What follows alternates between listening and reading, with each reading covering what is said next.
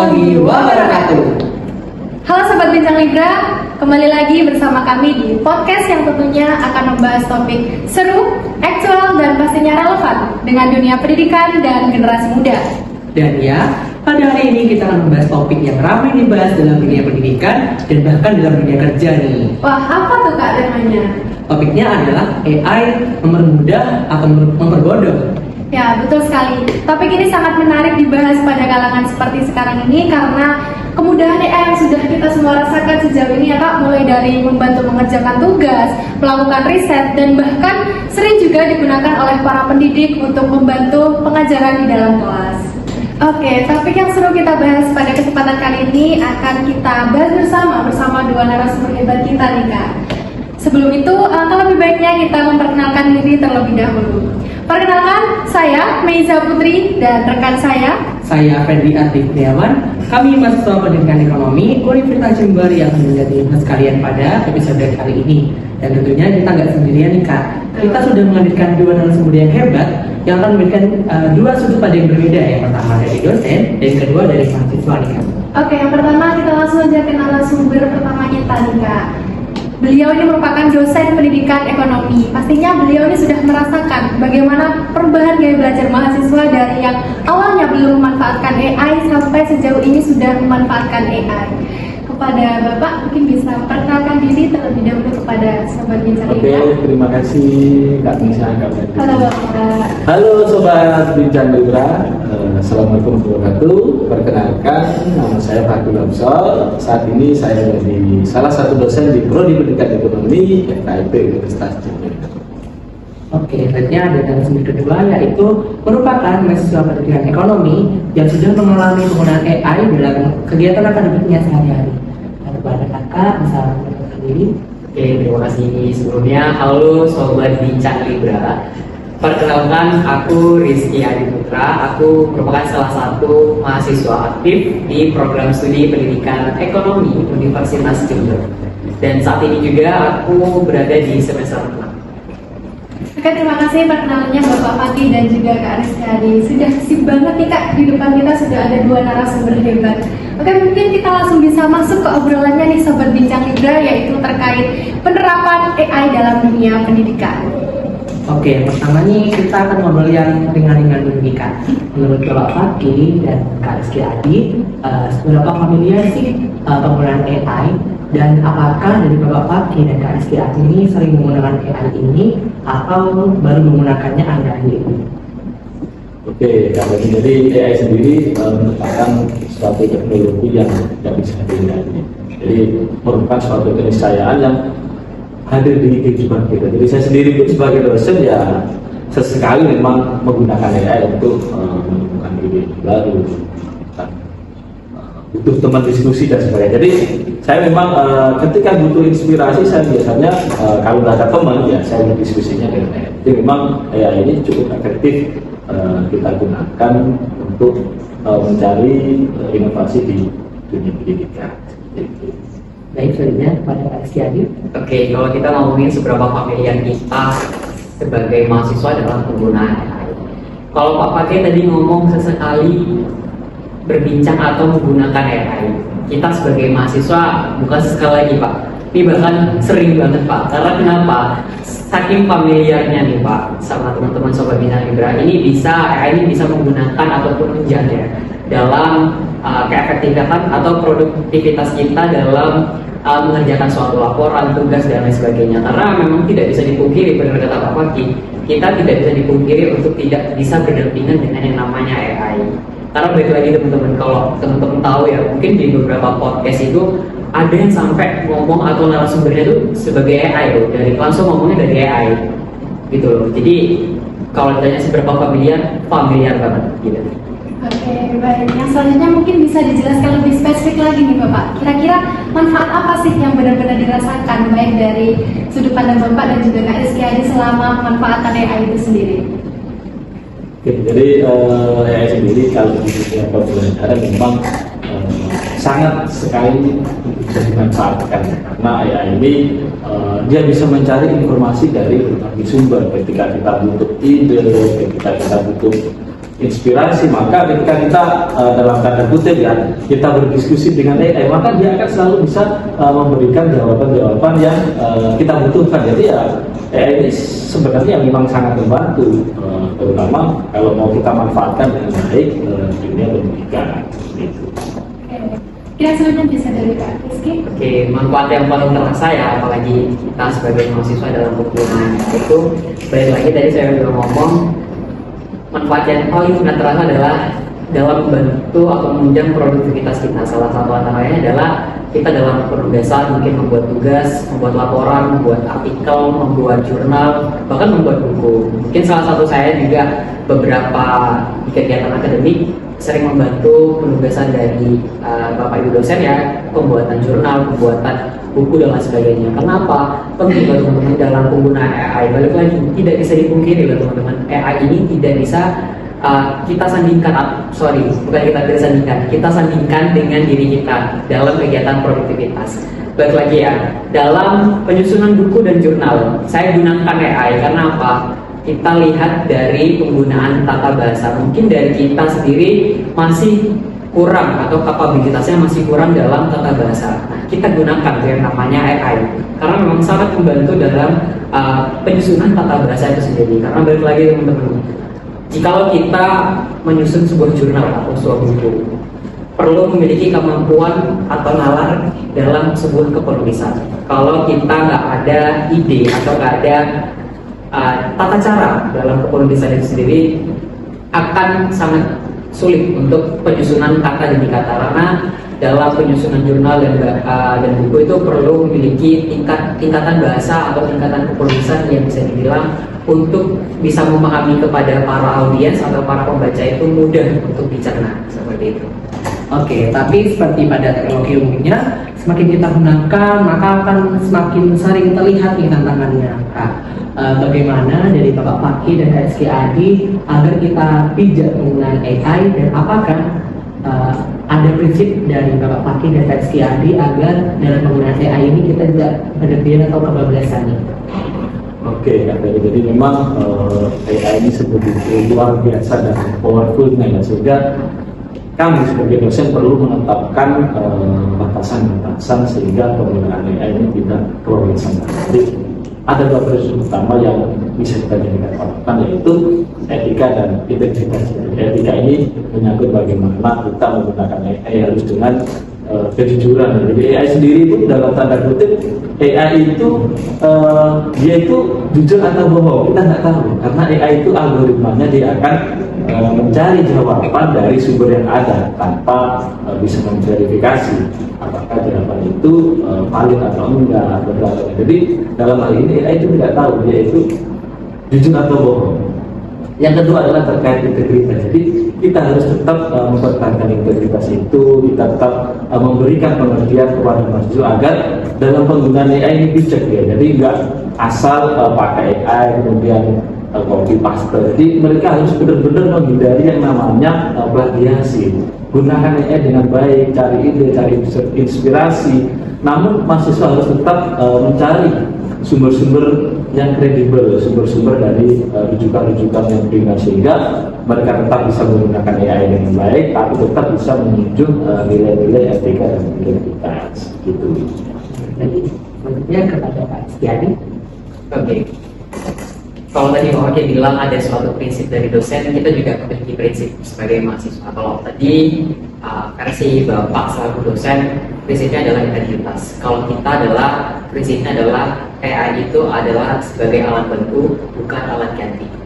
Jadi setiap kemudahan dalam hal ini adalah AI yang hadir dalam dunia pendidikan itu memudahkan kita.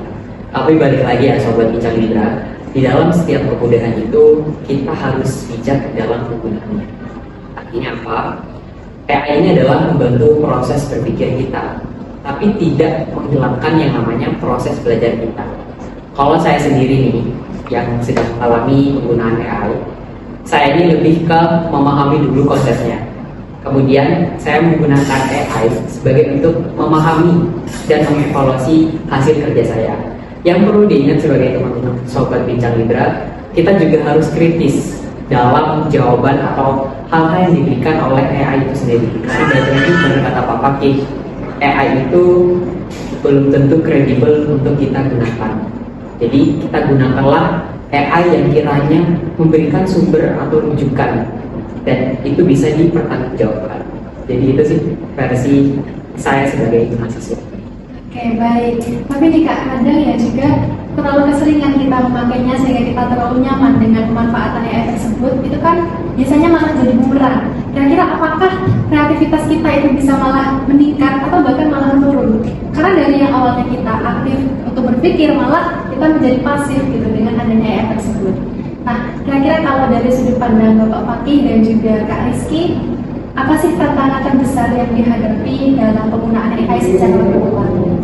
Oke, jadi ya ini memang apa yang kita cari pasti ada tanpa istilahnya mengverifikasi itu benar atau enggak. Maka tantangan besarnya adalah kita harus tetap bisa berpikir kritis. Jadikan AI itu sebagai teman berpikir. Karena kalau kita tidak menjadikan AI sebagai teman berpikir, dia akan menjajah pikiran kita. Kayak tadi, kalau mahasiswa itu terlalu tergantung pada AI, dikit-dikit nyari di AI, ada soal dikit nyari di AI, maka dia akan pikirannya terjajah.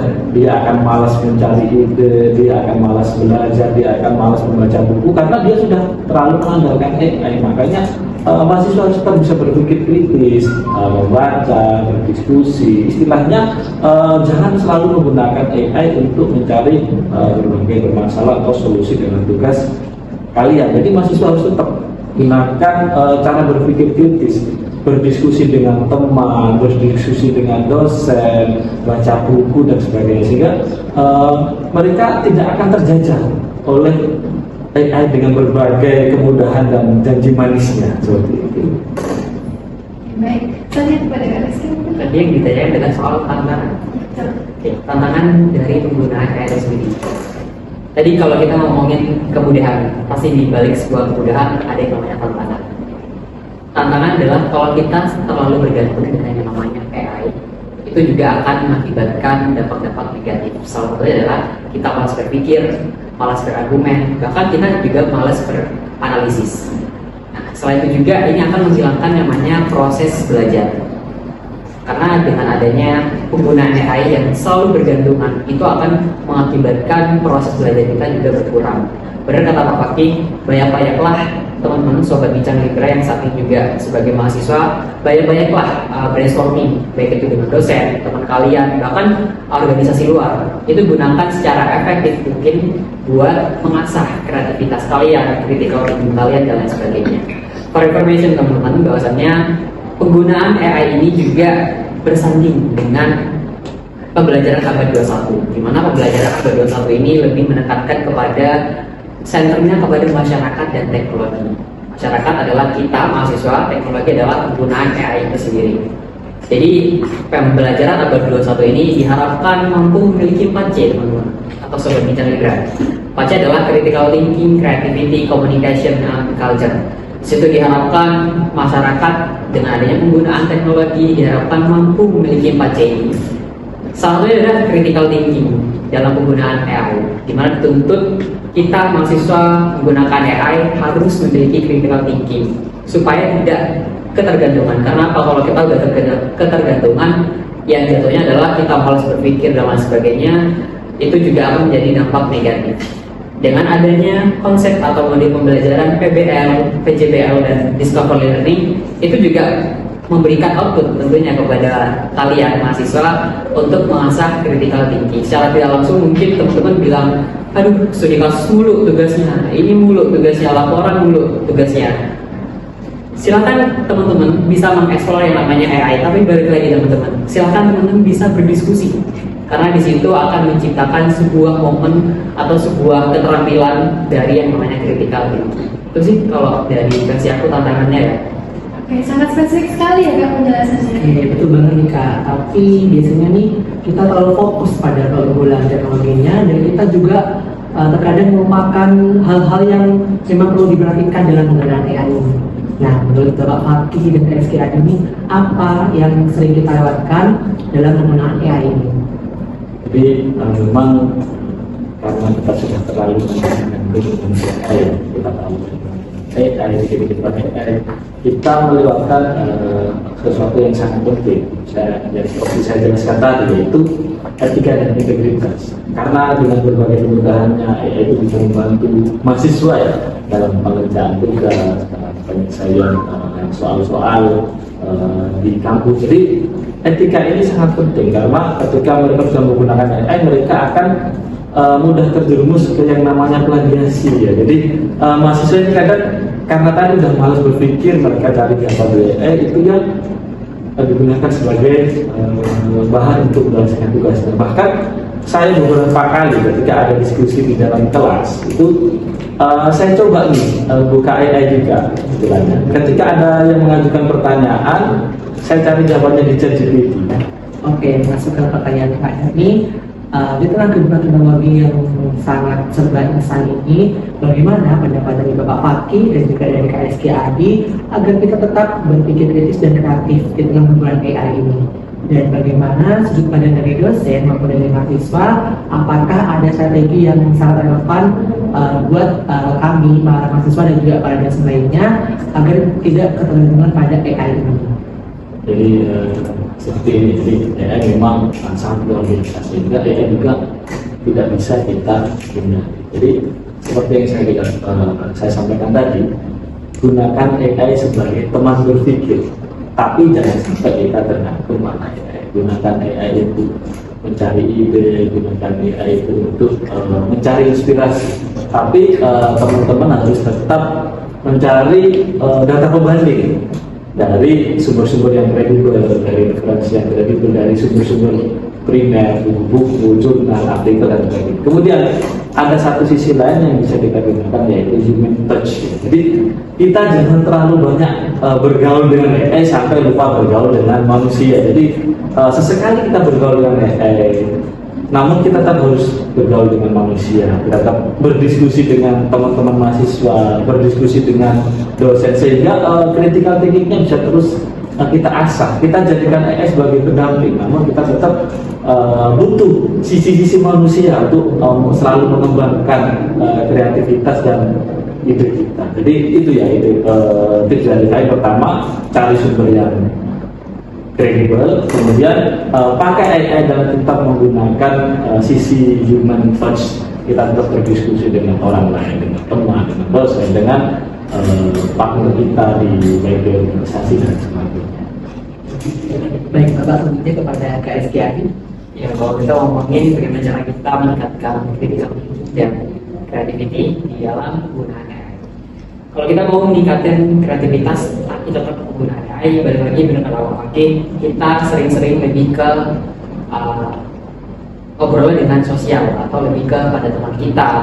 Mungkin bahkan juga dengan dosen kita. Ini masih saya lihat juga masih banyak jarang atau bahkan jarang ya teman-teman ya, yang lebih ke brainstormingnya pada dosen. Padahal teman-teman, dengan kalian dekat atau langsung berdiskusi dengan dosen itu secara tidak langsung kalian juga di sisi lain mendapatkan ilmunya, di sisi lain juga dapat pengalamannya, dan di sisi lain juga mengasah critical thinking kalian.